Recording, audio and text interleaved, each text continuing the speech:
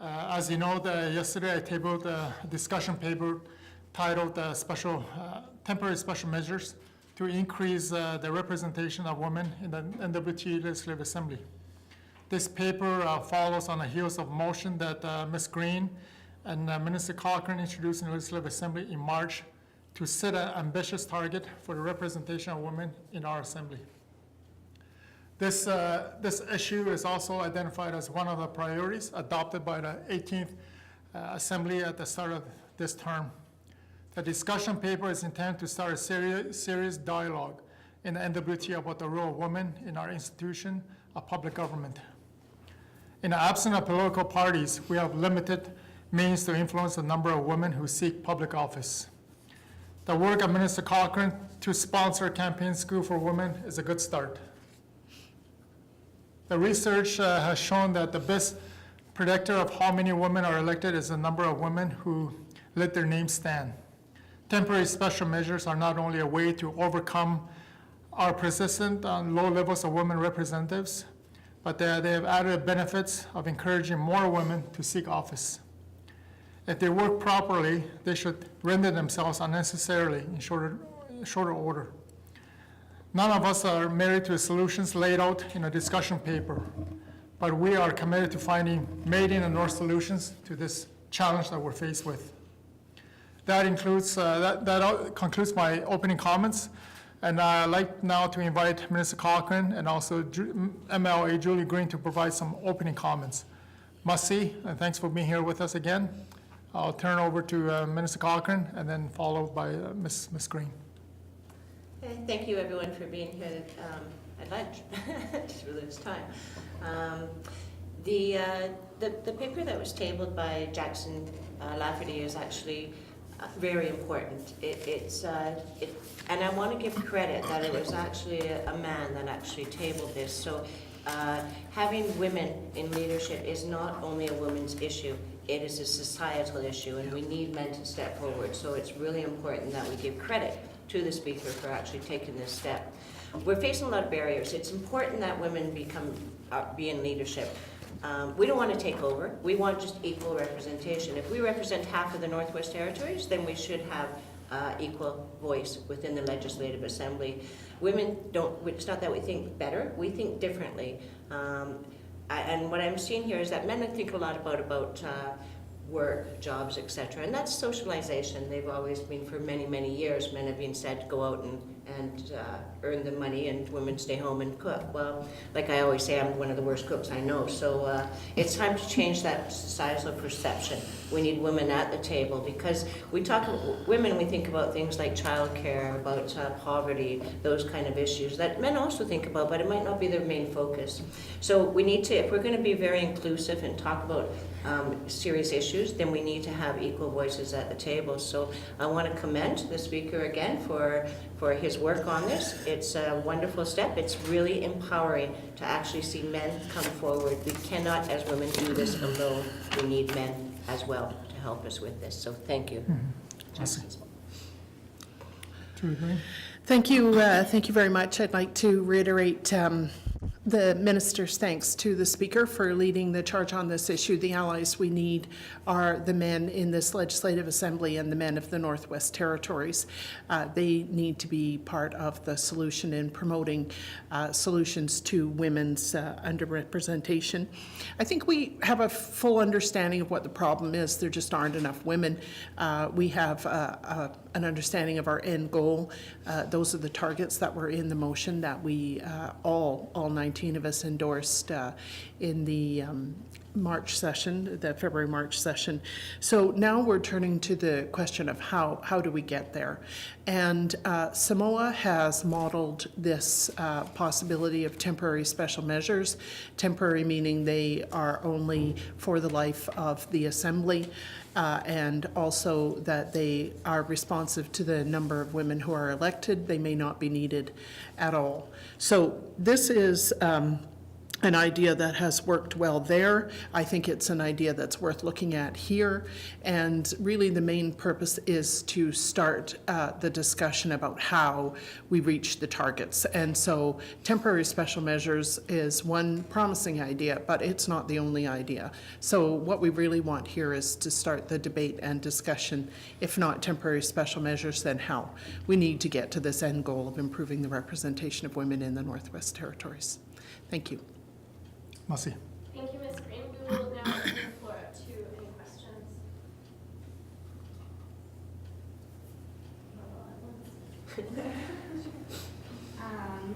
Mr. Lafferty, Jamie Melba, CBC News. What made you, as a man, decide that you wanted to be the one to table this document? What prompted that? I believe it's time for a change. Since the Nunavut division, we've had upwards of 3 females in representation in our Legislative Assembly since 1999. And I feel that there's a need for increasing that number. And based on that, there's been a lot of women in the past have ran as well. And there's been a campaign school, which was very effectively ran in the Northwest Territories and will continue to do so. But it's just having a women representation. I'm a firm believer in that, where I have to think about future young generation. And I have 3 daughters, and I'm sure they're going to have kids as well. And I think about them. I think about other community members that have female children that are educated. And we need to identify those individuals that can be part of our political system as well. And this is an area that we are seriously looking at. We want to get feedback from the general public. So we're going to have a caucus, summer caucus in Wati, so we can discuss it further on this temporary measures, and then where we can go from there. So there's 3 options that we're looking at. Somalia from South Pacific Ocean, that we're looking at as a guaranteed 5 seats for female. That's just one option. Another option is 20%, and then 30% that the motion is alluded to in March. So I feel that this is doable. It's just, it's never been done across Canada. This is the first of its kind. Carrying the Somalia experience from other parts of the world have worked well for them since 2013 election. And now it's here. We want to start working towards that 2023, 2027. Masi.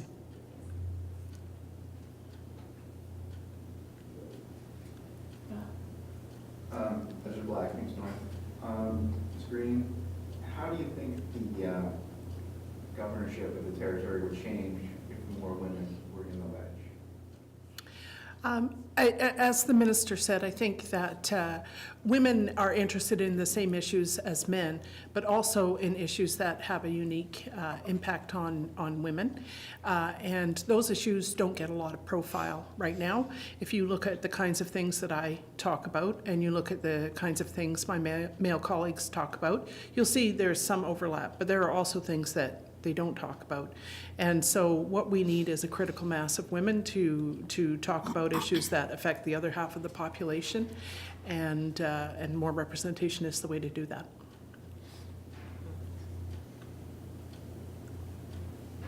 Megan Richins, I'm from the Music Van.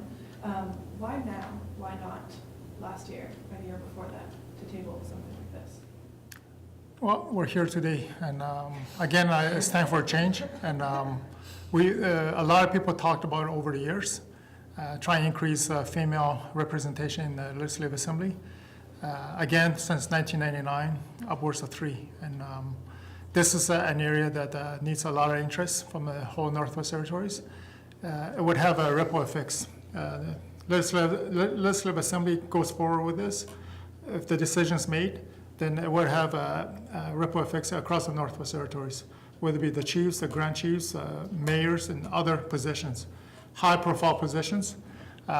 We need to have equality in representation. So I am a firm believer that individuals step up to the plate, has the credentials to carry on the role in a leadership role. That's what I look at. So I feel that it is time to step forward, time to make some changes, and to hear from general public how they perceive this, what's their perspective, and we're seeking out input from them. And next 2 months in August, we will be sharing that with our fellow colleagues, MLAs, and then we'll decide on the next step. We could establish a committee, a working committee, to establish an ongoing dialogue with the general public at large as well. And then the paper obviously will be delivered down the road.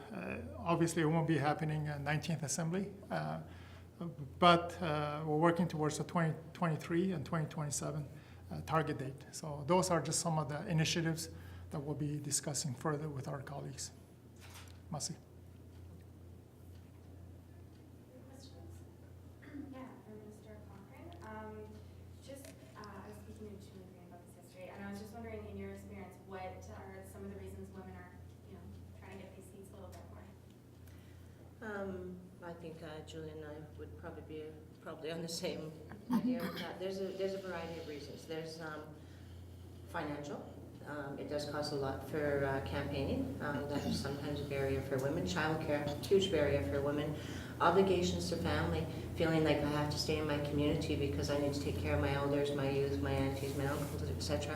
There's also something about societal expectations on women within the Northwest Territories. Some cultures are still very traditional, which is good. We want to keep traditions. However, within that, they've constrained women in saying that women should not, especially Indigenous women, should not be in politics, period.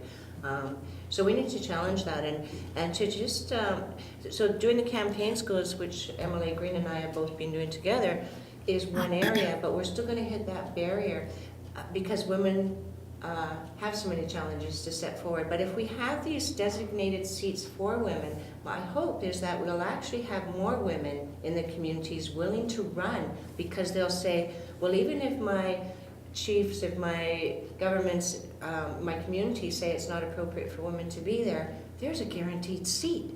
I have a chance. So it might actually push the women, that just give that little bit of extra push that they need to take the chance. And I do believe, there's lots of research that shows that the more women that run, the more likelihood that we will have more women be successful in their campaigns. So. Any other questions?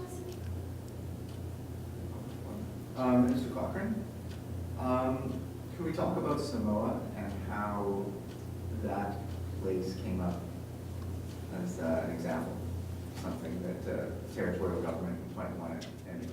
Right, so I'll actually defer that to the speaker because it was his paper and his research project, so if you're all right with that. Masi, for the question. Samoa experience obviously came from a Canadian Parliamentarian Association meeting, CPA, international. And so there was a lot of discussion about female representation across the world. We, as Northwest Territories, were way below other jurisdictions. That's why we were asking questions. I was asking questions to the Speaker of Samoa and other countries as well. And Samoa came back and introduced their experience and 5 guaranteed positions for female. So 2013, they had an election, and 4 female came in. So they would only create 1 additional position. So that have 5 female representation guaranteed. So they continue to use that model. And it's working really effectively for them and working well for them as well. So that's an area that's one of the options that we want to consider as going forward, along with there's 20%, and there's also 30% that we want to get a general feedback from, and also our colleagues across the Northwest Territories. Which one would benefit us most as the Northwest Territories Legislative Assembly to move forward? And we have to keep in mind that there will be 2 terms down the road, but now's the time for a change. Let's put that into action, and let's seek out some general discussion on this particular important matter. Merci.